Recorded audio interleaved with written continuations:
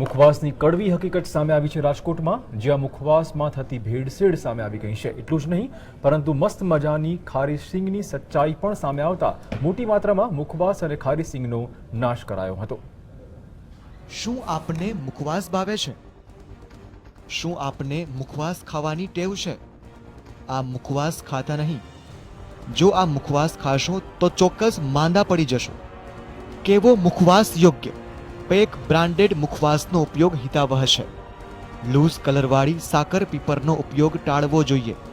ઘેરા ભડકીલા કલરવાળા મુખવાસનો ઉપયોગ ન કરવો।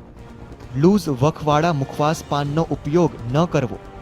પરંપરાગત મુખવાસનો ઉપયોગ હિતાવહ છે।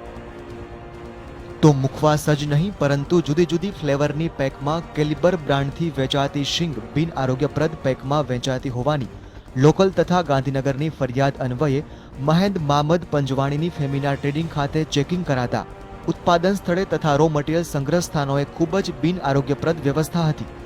આ ઉપરાંત અનેક કમીઓ દેખાતા 560 કિલો બિન આરોગ્યપ્રદ શીંગનો નાશ કરાયો હતો।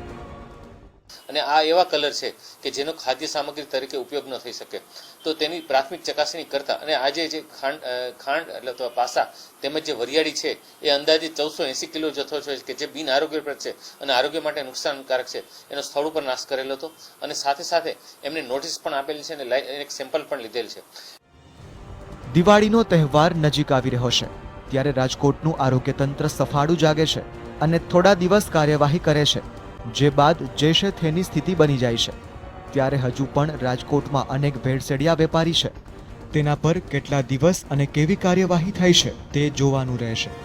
મયુર સોની સાથે બ્યુરો રિપોર્ટ, GSTV।